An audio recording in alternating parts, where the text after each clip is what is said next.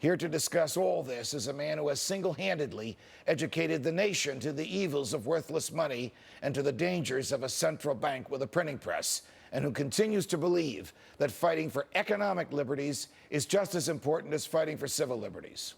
Who else but Texas Republican Congressman and Republican presidential hopeful Ron Paul. Congressman Paul, as always, a pleasure. Welcome to this special edition of Freedom Watch on money. Thank you very much. Congressman, what would happen in a Ron Paul presidency if we were to return to the gold standard? How soon could this happen, and how would it happen? Well, I wished you could do it overnight, and you could do a few things like repealing or getting rid of the executive order of Nixon, but that in itself wouldn't be enough. You know, we know what to do. We did it once after the Civil War period. We went from, a paper standard back to a gold standard, and the event wasn't that dramatic. But today, the big problem is that both the conservatives and liberals have a big appetite for government for different reasons. Therefore, they need the Fed to tide them over and monetize the debt. So if you don't get rid of that appetite, it's going to be more difficult. But the transition isn't that difficult. You have to get your house in order. You have to balance the budget. You have to not run up debt, and you have to promise not to print any more money. And that's what they did after the Civil War, and it was accepted, and we went right back to the gold standard. But that is the biggest challenge.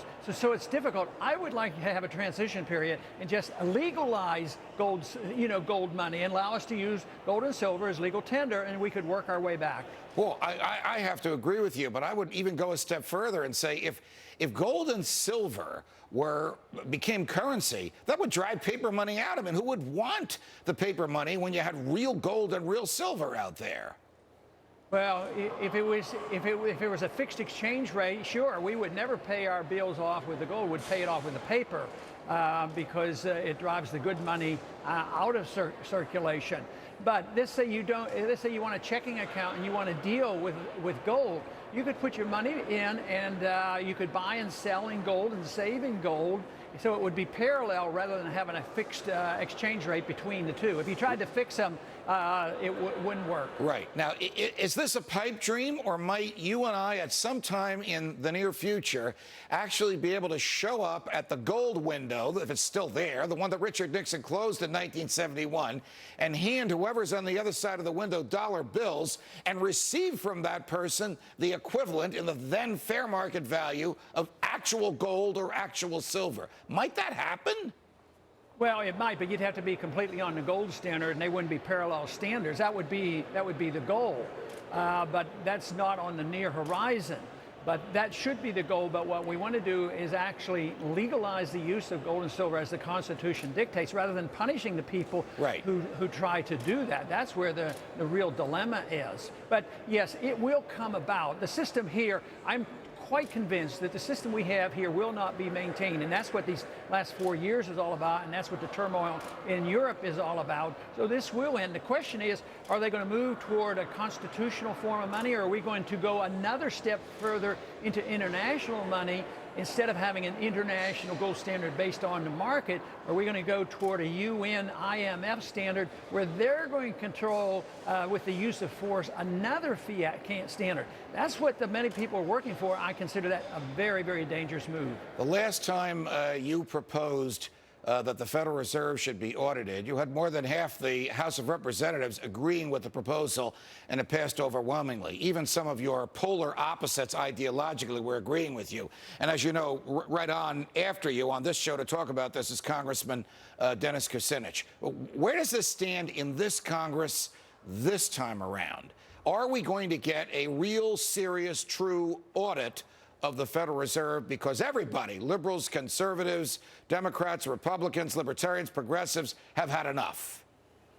Well, I wished I could say that we're better off now since we're in charge of the House, but unfortunately we're not moving. Sometimes these things are done in a partisan manner.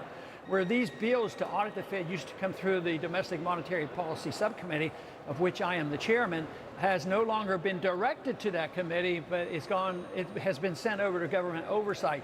So I have been hamstrung to a degree on actually pushing that type of legislation.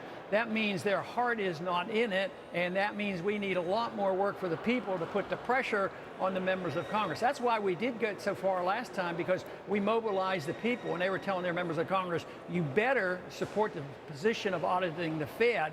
But right now, there's a lot more talk about the super committee and how they're going to mess around with the budget and the pretense that they're actually going to cut. That's dominating the news. When you and I first met, which was a long time ago, you may have been the only member of Congress talking about auditing the Fed.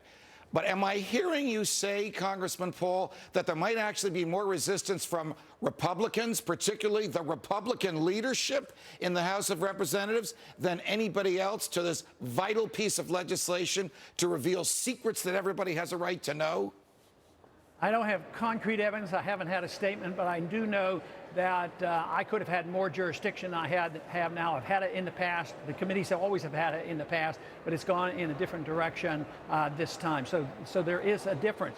So I think that when push comes to shove, there are people at the leadership of both the Republicans and Democratic parties have too much at stake to mess around with the Federal Reserve unless there's a political gamesmanship playing there and they can gain some politics out of it. Understood. Congressman Ron Paul, as always, it's a pleasure. Thanks for joining us.